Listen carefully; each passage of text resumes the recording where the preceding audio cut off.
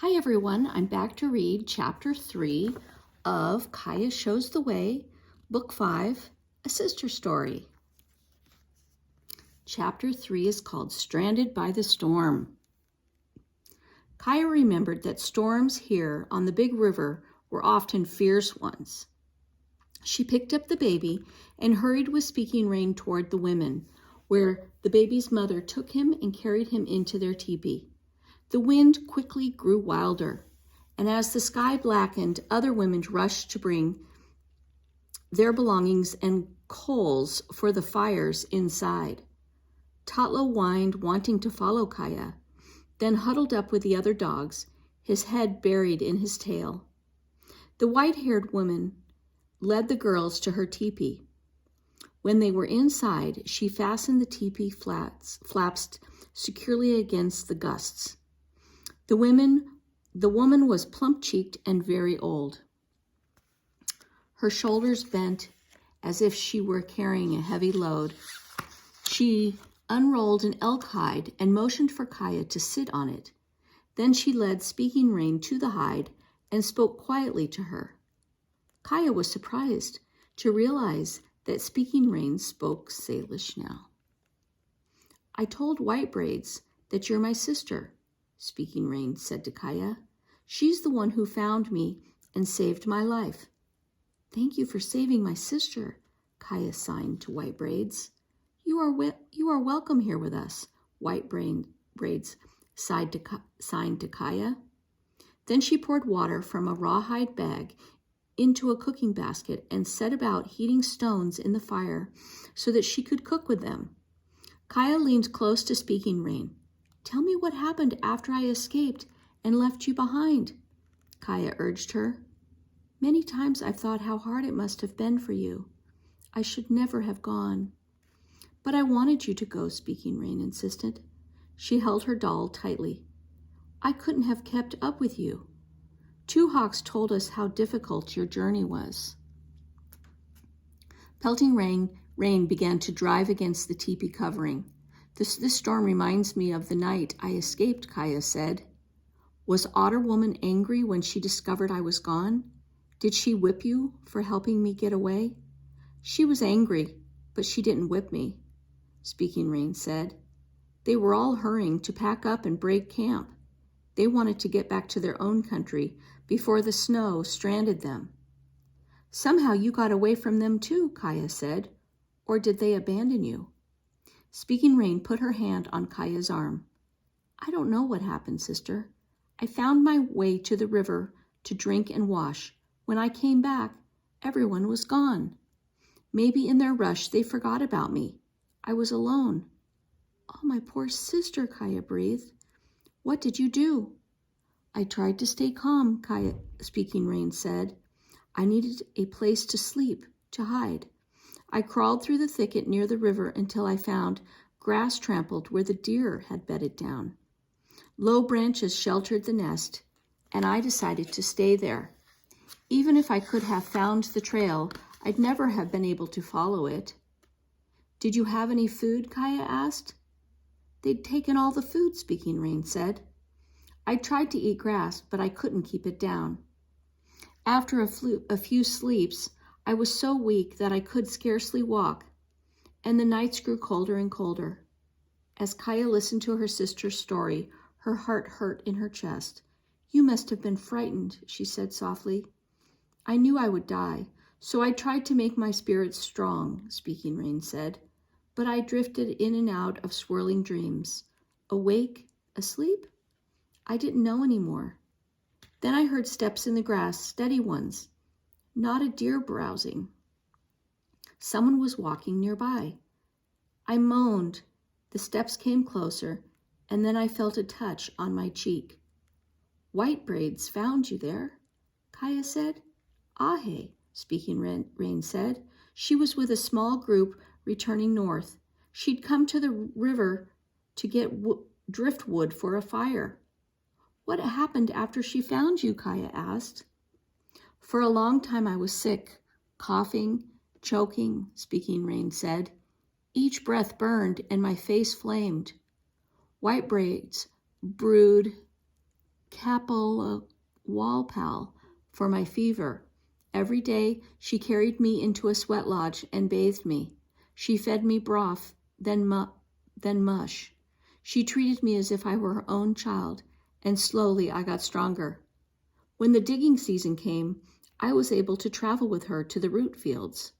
That's where Two Hawks and his family found me. A sudden gust of wind forced smoke back inside the teepee. Squinting, White Braids fanned the smoke away from Speaking Rain, then went back to tending the fire. When the stones were hot, she dropped them into the basket of water and added pieces of salmon to boil. When White Braids was a young woman, she had a daughter, Speaking Rain said, but her little girl had died. White Braids said that now she has a second daughter, me. I sleep by her side and warm her, and when her shoulders ache, I rub them. I carry bundles of firewood for her. She trades the hemp cord I make for hides and other things we need. You've cared for White Braids just as she's cared for you, Kaya said.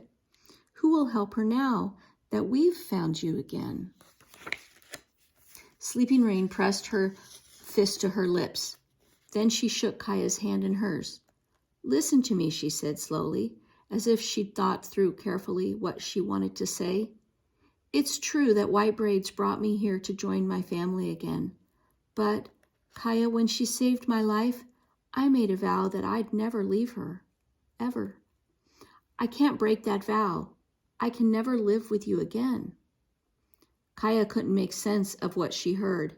Speaking Rain was back. She was safe, but she could never live with them again? Why do you say that? Her voice trembled with disbelief. Itsan Tota have been so sad.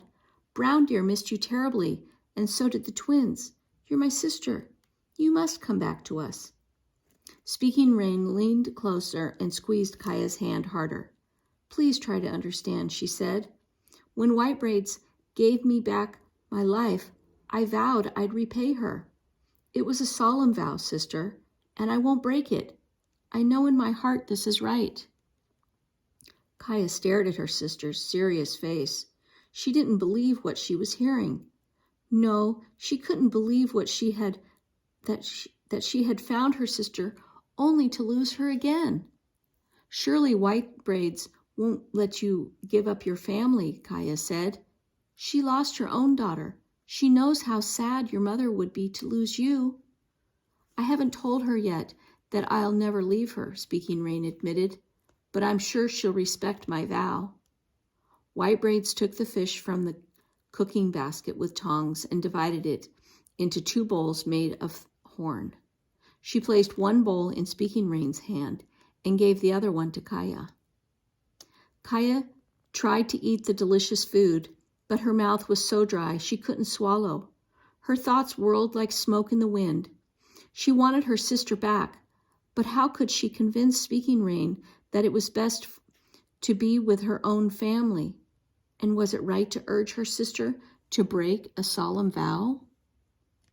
Someone was at the doorway. White Braids unfastened the flaps and pulled them aside. It was Two Hawks.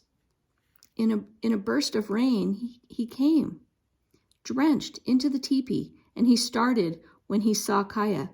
Tots, you're here, he said. You see, I did what I promised. I found your sister. Ahe, you did as you said. Kaya was more grateful than she could say, and she was proud of him too. A powerful-looking man followed Two Hawks inside. He and the boys dried and warmed themselves with deer hides. Then, because Two Hawks could speak both languages, he acted as an interpreter. He told Kaya that the man was his father and that his mother had stayed behind in their own country. Then he told his father that Kaya was the girl who had fled with him over the buffalo trail. Two Hawks' father put his hand on Kaya's shoulder. With Two Hawks interpreting, he told her he was grateful to her and to her people. He wanted to greet her parents and unite them with their lost daughter again. As Kaya listened, she thought, they don't know Speaking Rain has decided not to come back to us. though she sounds so sure. Maybe she has her own doubts. Again, Kaya thanked Two Hawks and his father. Then she asked if they'd seen her horse in any of their herds. No one has seen your horse yet, Two Hawks said, but someone will have Nimipoo horses and yours. Don't give up hope. I'll try to keep hoping, Kaya said, keeping her voice steady. But could she? Two Hawks' father spoke to him again. My father says you must stay with us tonight. Two Hawks told Kaya, no one can take a canoe across the river in a storm like this. When it's over, my father will find some fishermen to take you to the other side. Kaya didn't want to stay. She wanted to take her sister back to her own people. Once Speaking Rain was with them, she'd realized that it was right. But Kaya had no choice. White Braid served the men the food she'd prepared. Then she sat down beside Speaking Rain. From time to time, she removed a small bone from Speaking Rain's bowl of fish, or gave her some more mashed berries. After the meal, White Braids took out the fishing net that she'd mended and gave Speaking Rain stretched hemp to make cord. For a while they worked quietly. Speaking Rain kept an even tension on the strands of hemp as she rolled them together into a long cord. Kaya marveled at how expert Speaking Rain had become. Her cord was smooth and strong. Praising her work, White Braids patted her shoulder. As Kaya watched them work, her own feelings were as tight twisted as the cord. She saw that her sister wasn't just helping White Braids. The old woman relied on her now in a way that Kaya and her family never had. It came to her that a part of Speaking Rain was already gone from them, and this time Kaya was the one to be left behind. T2, was that a bird call?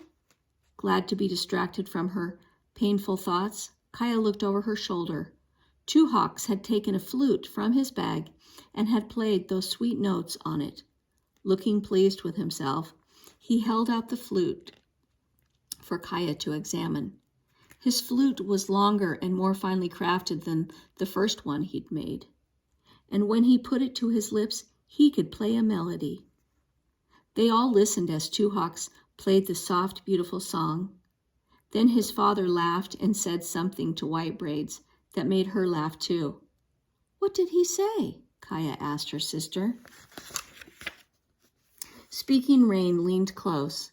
He said that when he was young, he could play love songs well because he got so much practice, she whispered with a smile.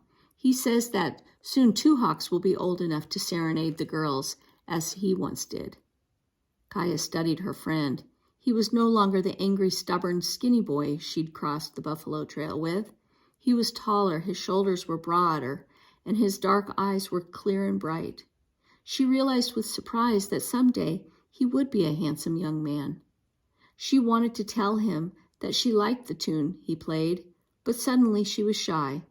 Instead, she took Speaking Rain's doll and with her finger showed her sister where she'd mended it. Outside the teepee, the storm howled, but inside it was dry and warm. When it was time to sleep, White Braids spread deer hides on both sides of the fire. Two Hawks and his father lay down on one side. On the other side, Speaking Rain lay on her side, on her bed of hides next to the old woman's. Here's a place for you beside me, she said to Kaya, as though everything were just as it had always been, except that everything's different, Kaya thought. Kaya lay down and tried to sleep, but she was troubled and restless. She felt the familiar warmth of her sister's shoulder against her own, but in her heart, she was cold and lonely. Creator, spare my life from accidents, illness, and loneliness, Kaya prayed silently. Help me to face life with a strong will and without fear of man or beast or change. Okay, and that is the end of chapter 3, and I will read the next video of chapter 4 on the next one.